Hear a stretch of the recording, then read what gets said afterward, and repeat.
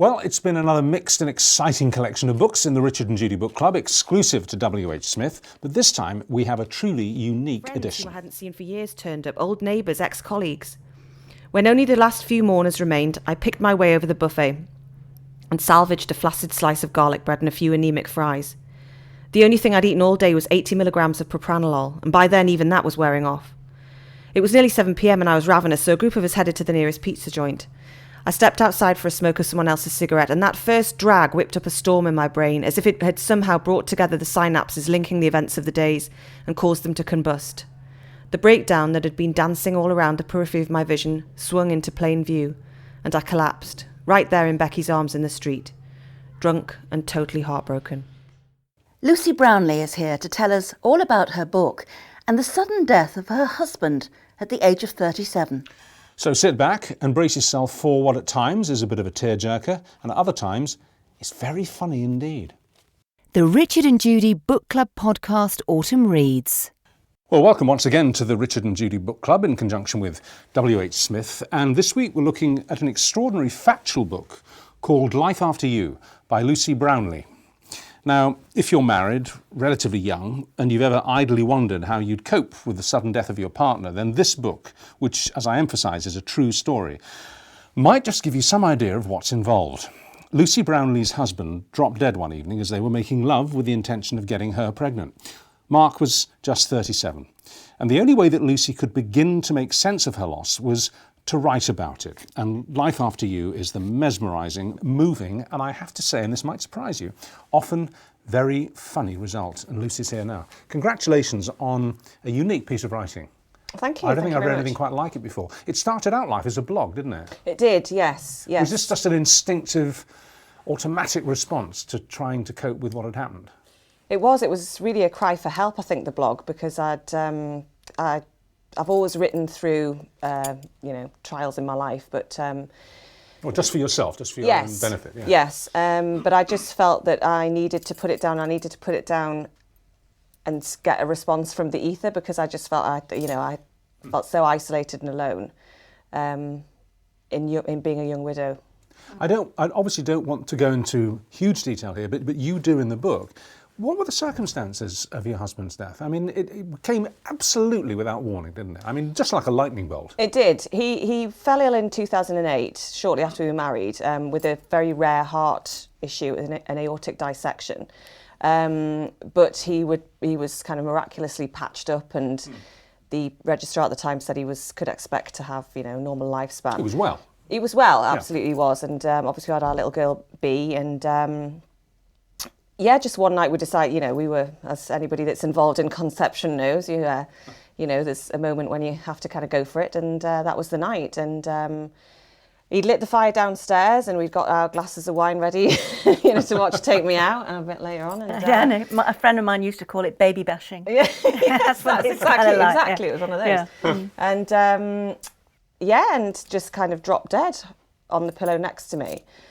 And everybody hopes and expects that last words will be deeply meaningful and profound and poetic. But what was the last thing that he said? He said to me, "You've still got your socks on." I think it's charming that you shared that with us in the book. A lot of widows wouldn't have done that. They wouldn't have shared that, but you did, and that made it real. Yes. Was that why you put it in?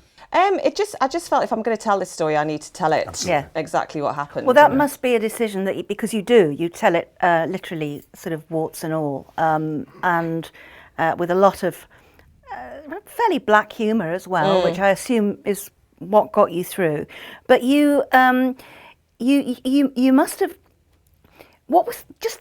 Can you give us a flavour of what Mark was like as an individual?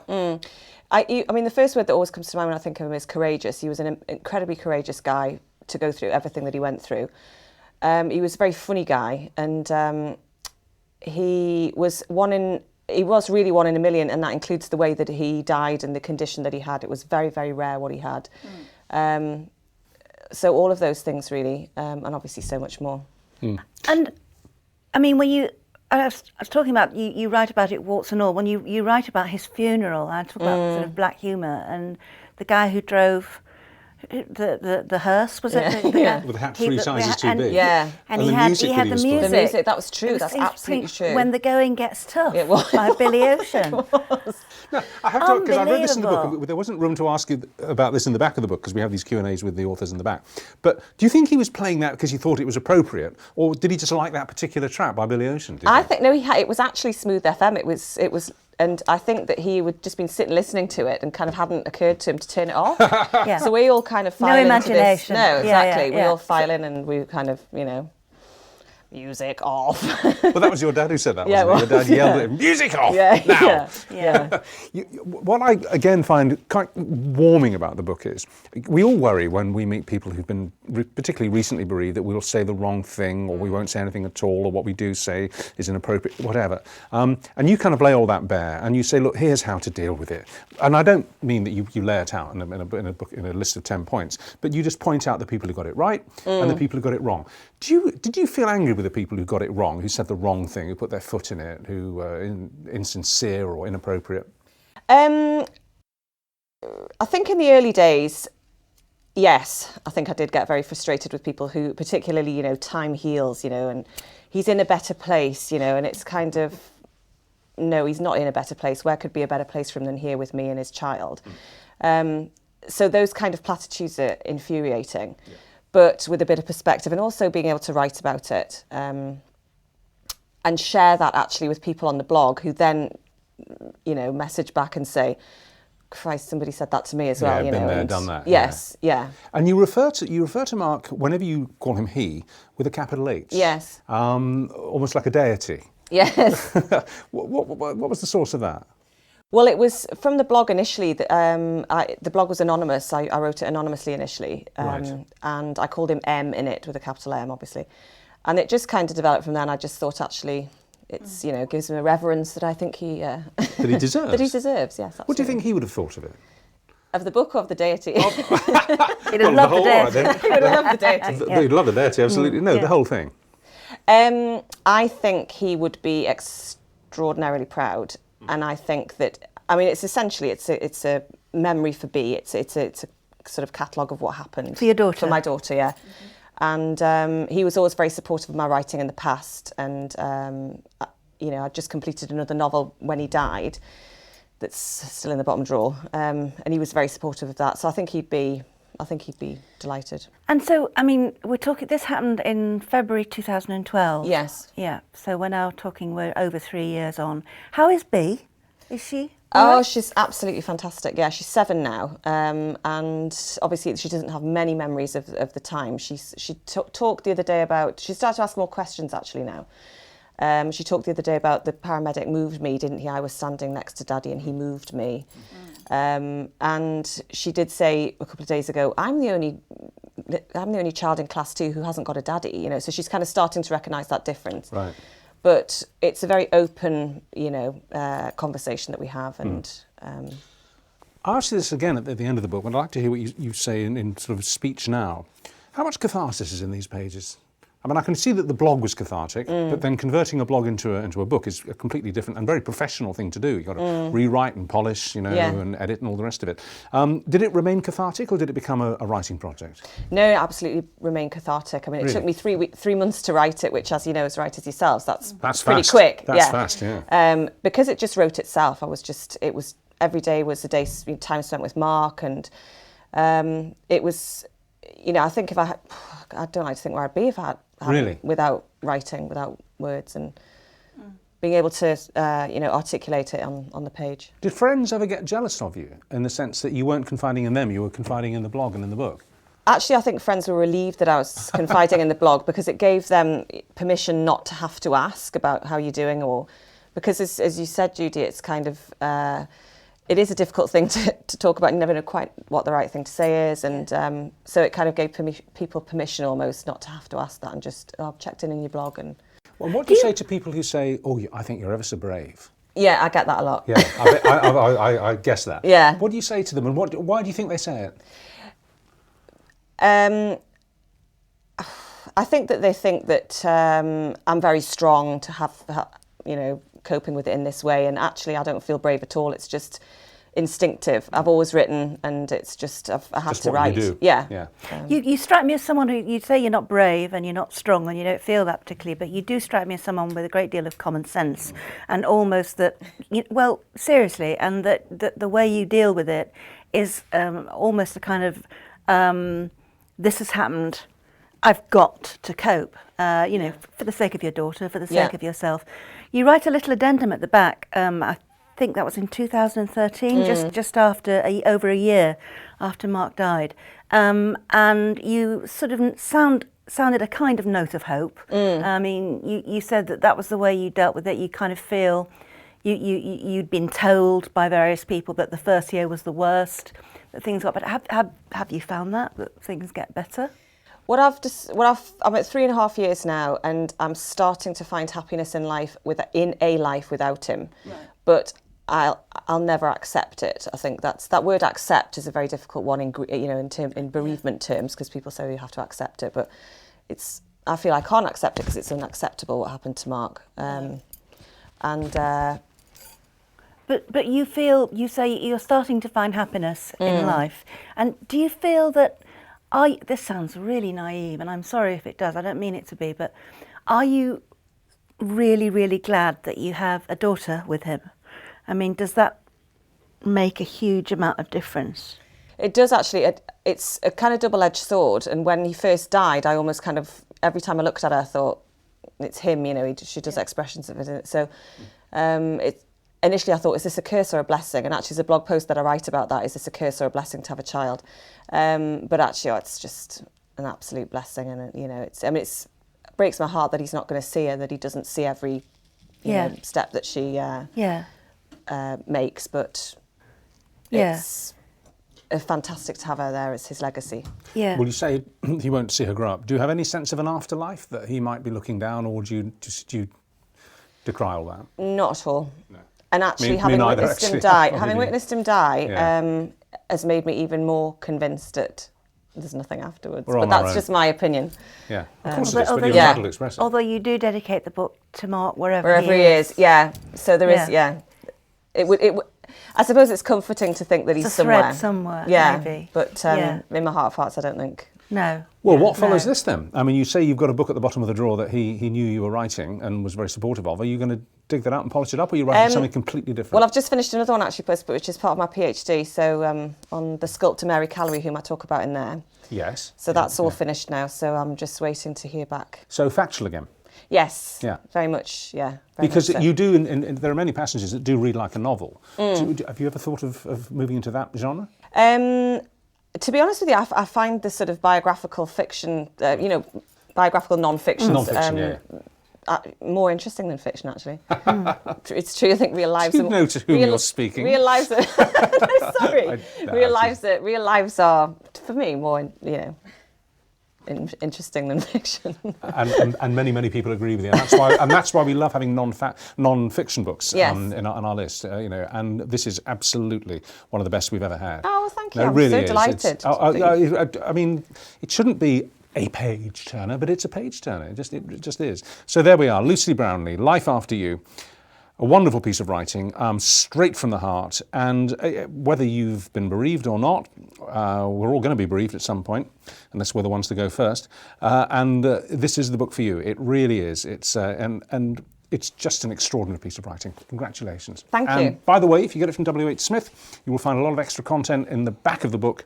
In the final pages, there's an author's Q&A with me and Judy, which covers some of the ground we haven't covered here, and lots of other stuff too. It sounds an odd thing to say about a book that's about a young man's death, but enjoy. You will. Did you know? You can download each and every book via Kobo for your e-reader and via the Kobo app for your smartphone and tablet.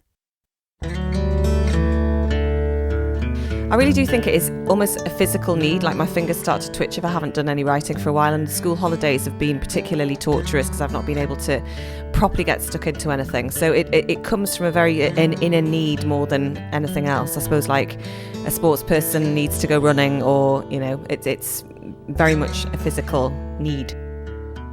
When I walk into WHSmith and see my book there on the shelf, I feel obviously very proud, but there's also an element of shyness that comes over me, thinking, oh my God, that's me. And, it's quite overwhelming, and there's nothing really quite like it.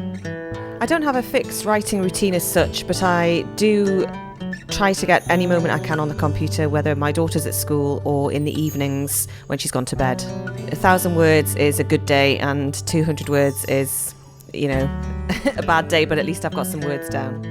I did a creative writing MA, and I'm now doing a creative writing PhD, and I have found those courses to be absolutely brilliant in terms of being able to place yourself where you are, who's better than you, who's not as good as you, and to really hone the craft. So I really recommend a writing course if you're serious about wanting to write.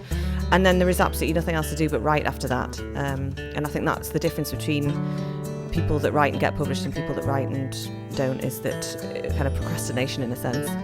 There has to be a certain discipline to writing, there's no doubts about it. And from my perspective, it's just absolute need to do it and passion to do it rather than anything else.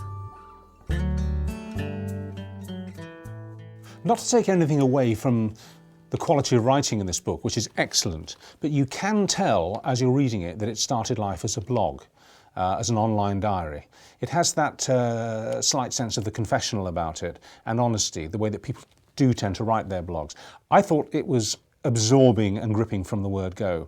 I thought, for example, the way that Lucie Brownlee described the actual death of her 37-year-old husband as they tried to make a baby, literally tried to make a baby, because that's why they were having sex on that occasion, it's not just poignant because it's so frank, it's accessible. Like so many things in the book, whether it's the funeral, whether it's various aspects of the grieving process, you're there with her. You kind of feel, I can kind of see that happening. Yeah, I can see that. She makes it very, very, as I say, accessible to us, doesn't she? Well, it's very down to earth, all of it. I mean, it's a terrible, terrible thing to happen to her. They have a little girl, B. They're hoping to conceive her brother or sister.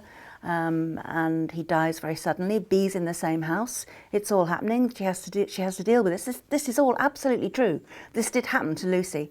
And the way she responds to it by writing the blog makes it, you say, accessible. I would also say it's the way she would respond to it, literally as things happened, rather than thinking about it afterwards, because she literally wrote it as it went along.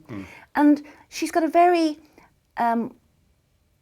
engaging way of looking at things. Like, for example, when she writes about the funeral and the guy who drives the hearse, this young man who has actually got his radio on in the car, and it's tuned into some radio station, and the song he's playing is "When the Going Gets Tough" by Billy Ocean. This is carrying a coffin in the back of the hearse with the widow and her parents sitting in the back, and it's just, I mean, all of that, you'd think that basically you'd be too upset to notice, but she's not. She notes it and she writes it down. And neither's her father, who tells the girl to switch it off. And now, I also think that it's very useful if you have a friend who suffered a recent bereavement, particularly of this kind, very, very close. It kind of tells you what not to say. Sorry. I think it's very useful as well if you have a friend who's in a similar circumstance as Lucie was 3 years ago when she lost her husband at 37, in instructing you in the most gentle way on what not to say. Because she makes it quite clear, if you've just been bereaved, the last thing you want is smooth euphemisms like they just passed over, they're in a better place, all of that stuff. You don't want that. You're living an incredibly hard three-dimensional reality, and you don't want smooth expressions which kind of somehow pass over the things that you really want to talk about and that you want to hear. And she's very good at that, without being overly critical about those who made those mistakes, whether they were friends or whether they were the funeral directors or solicitors or bank managers or whatever. She's very, very good at saying, no, this is, in effect, she's saying, this isn't how we want to be spoken to at a time like this. This is how we want to be spoken to. Next time on the Richard and Judy Book Club podcast. Exclusive to WHSmith. We have an unreliable narrator for our next book, which makes for a fascinating tale. A first novel for Catherine Chanter. I was very interested. I went back to sort of medieval times where there was extraordinary mystics, these sort of nuns who wrote sort of totally ecstatic writings, quite sexual in their nature, who nowadays, I suppose, would probably be treated with antipsychotics and locked up. They would be considered mad. Yeah. Again, our ideas of madness change over time, I think. Did you know? You can download each and every book via Kobo for your e-reader and via the Kobo app for your smartphone and tablet.